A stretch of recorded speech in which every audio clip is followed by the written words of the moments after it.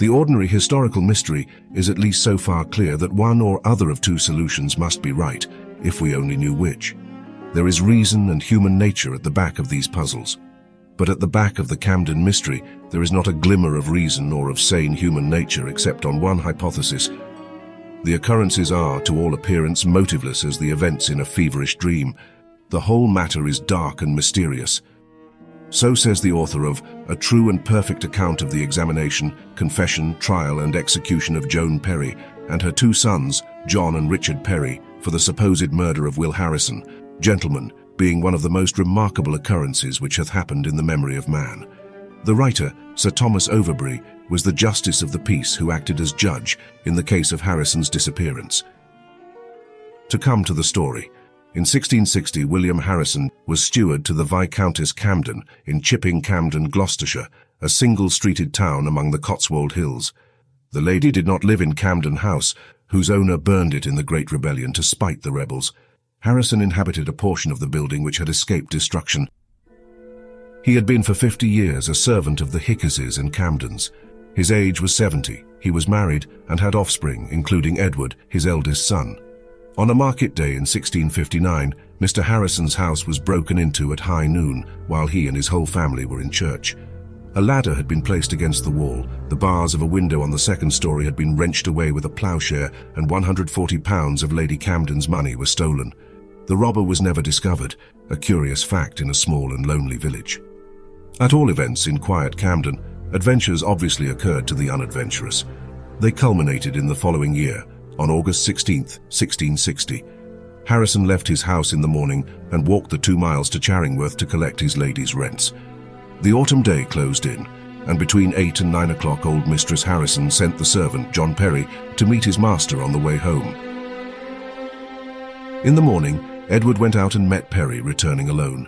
The pair walked to Ebrington, a village halfway between Camden and Charingworth, and learned that Harrison had called as he moved home through Ebrington at the house of one Daniel. Edward and Perry next heard that a poor woman had picked up on the highway beyond Ebrington a hat, scarf and comb, which were Harrison's. They were found within about half a mile of his own house. The hat and comb were hacked and cut and the scarf was bloody, but nothing more could there be found. An old man like Harrison was not likely to stay at Charingworth very late, but it seems that whatever occurred on the highway happened after twilight. Suspicion fell on John Perry, who was hailed before Sir Thomas Overbury, Justice of the Peace. Perry said that after starting for Charingworth to seek his master on the previous evening, about 8:45 p.m., he met by the way William Reed of Camden, and explained to him that as he was timid in the dark, he would go back and take Edward Harrison's horse and return. Perry did as he had said. Perry dallied there till one Pierce came past. He now lay for an hour in a hen house. He rose at midnight, and again, the moon having now risen and dispelled his fears, he started for Charingworth. He lost his way in a mist, slept by the roadside, proceeded in the dawn to Charingworth, and found that Harrison had been there on the previous day. Then he came back and met Edward Harrison on his way to seek his father at Charingworth. Perry's story is like a tale told by an idiot, but Reed, Pierce, and 2 men at Charingworth corroborated as far as their knowledge went. Certainly Perry had been in company with Reed and Pierce, say between 9 and 10 on the previous night. Till August 24th, Perry was detained in prison. He told various tales. A tinker or a servant had murdered his master and hidden him in a bean field, where on search being made, nothing was found. Harrison and the rents he had collected were vanished in the azure. Perry now declared that he would tell all to Overbury and to no other man. Perry averred that his mother and brother, Joan and Richard Perry, had murdered Harrison. It was his brother who, by John Perry's advice and connivance, had robbed the house in the previous year, while John had an alibi, being at church. The brother, said John, buried the money in the garden. It was sought for, but was not found.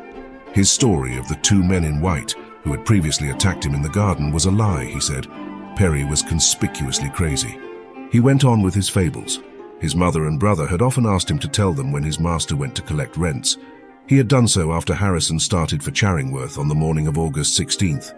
John Perry next gave an account of his expedition with his brother in the evening of the fatal day, an account which was incompatible with his previous tale of his doings and with the authentic evidence of Reed and Pierce.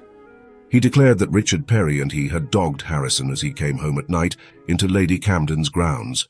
Harrison had used a key to the private gate. Richard followed him into the grounds. John Perry, after a brief stroll, joined him there and found his mother and Richard standing over the prostrate Harrison, whom Richard strangled. They seized Harrison's money and meant to put his body in the great sink by Wallington's mill.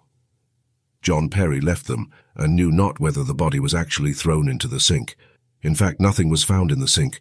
The hat, comb and band John said that he himself had carried away from Harrison's body, had cut them with his knife and thrown them into the highway.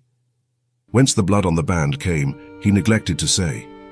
On the strength of this impossible farrago of insane falsehoods, Joan and Richard Perry were arrested and brought before Overbury. On August 25th, the three Perrys were examined by Overbury, and Richard and the mother denied all that John laid to their charge.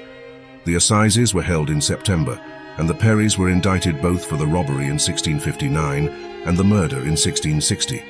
They pleaded guilty to the first charge, as someone in court whispered to them to do, for the crime was covered by the act of pardon and oblivion passed by Charles II at his happy restoration. If they were innocent of the robbery, as probably they were, they acted foolishly in pleading guilty. We hear of no evidence against them for the robbery, except John's confession, which was evidence perhaps against John, but was none against them.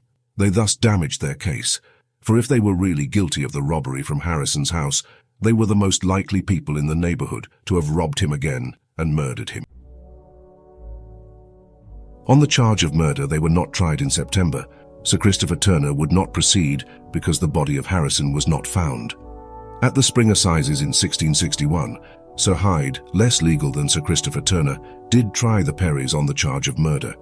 Probably it was assumed that Harrison, if alive, would have given signs of life in the course of 9 or 10 months. At the trial in spring, all three Perrys pleaded not guilty. John's confession being proved against him, he told them he was then mad and knew not what he said. The Perrys were probably not of the best repute. The mother, Joan, was supposed to be a witch. The neighbors probably held that Joan Perry would, as a witch, be none the worse for hanging. She was put to death first, under the belief that any hypnotic or other unholy influence of hers, which prevented her sons from confessing, would be destroyed by her death. Poor Richard, who was hanged next, could not induce the dogged and surly John to clear his character by a dying declaration. When John was being turned off, he said that he knew nothing of his master's death, nor what was become of him, but they might after possibly hear some. They did hear, but what they heard was perfectly incredible. When 2 years had passed, Will Harrison came home.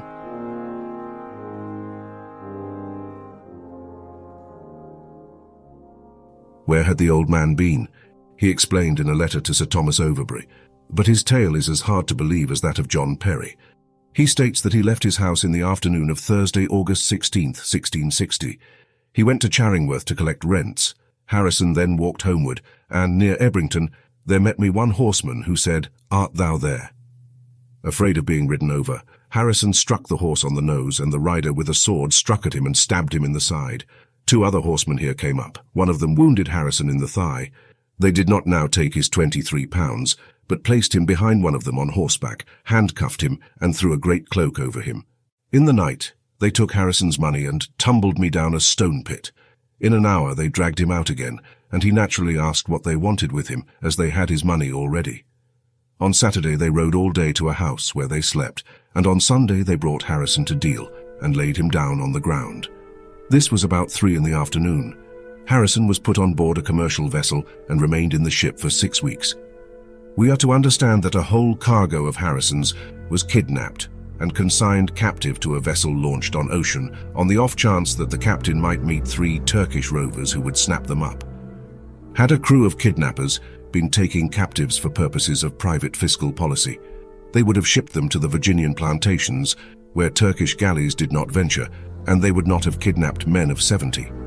Moreover, kidnappers would not damage their captives by stabbing them in the side and thigh when no resistance was made, as was done to Harrison. The rest, who were in the same condition, were dumped down near Smyrna, where the valuable Harrison was sold to a physician. This Turk fell ill on a Thursday and died on Saturday when Harrison tramped to the nearest port. Harrison was landed at Lisbon, where he instantly met a man from Lincolnshire. This good Samaritan gave Harrison his passage to Dover, whence he came back to Camden, much to the amazement of mankind. We should not wonder at their skepticism. His son in his absence became Lady Camden's steward and behaved but ill in that situation. Some suspected that this son arranged the kidnapping of Harrison, but if so, why did he secure the hanging of John Perry in chains on Broadway Hill, where he might daily see him? But young Harrison could not expect John Perry to assist him by accusing himself and his brother and mother, which was the most unlooked-for event in the world. Nor could he know that his father would come home from Charingworth on August 16, 1660, in the dark, and so arrange for 3 horsemen in possession of a heavy weight of specie to stab and carry off the aged sire. Dismissing Harrison's myth, we ask, what could account for his disappearance? He certainly walked on the evening of August 16th to within about half a mile of his house. He would not have done that had he been bent on a senile amour involving his absence from home. And had that scheme of pleasure been in his mind, he would have provided himself with money. He does not account for his hacked hat and bloody band found near the brush on the road beyond Ebrington. Nor does his own story account for them. He was stabbed in the side and thigh, he says. This would not cut his hat or bloodied his band. On the other hand, he would leave pools and tracks of blood on the road. The inference is that for some reason, Harrison's presence at Camden was inconvenient to somebody. He had lived through most troubled times and had come into a changed state of affairs with new masters. He knew some secret of the troubled times. He was a witness better out of the way. He was therefore spirited away. A trail, certainly false, was laid. By an amazing coincidence, his servant John Perry went more or less mad and accused himself, his brother and mother. Harrison was probably never very far from Camden during the 2 or 3 years of his disappearance. It was obviously made worth his while to tell his absurd story on his return and to accept the situation. But a motive for keeping Harrison out of the way is only hard to seek because we do not know the private history of his neighbours. Roundheads among them may have had excellent reasons for sequestering Harrison till the revenges of the Restoration were accomplished. On this view, the mystery almost ceases to be mysterious, but will always remain a tragedy born of strange happenstance.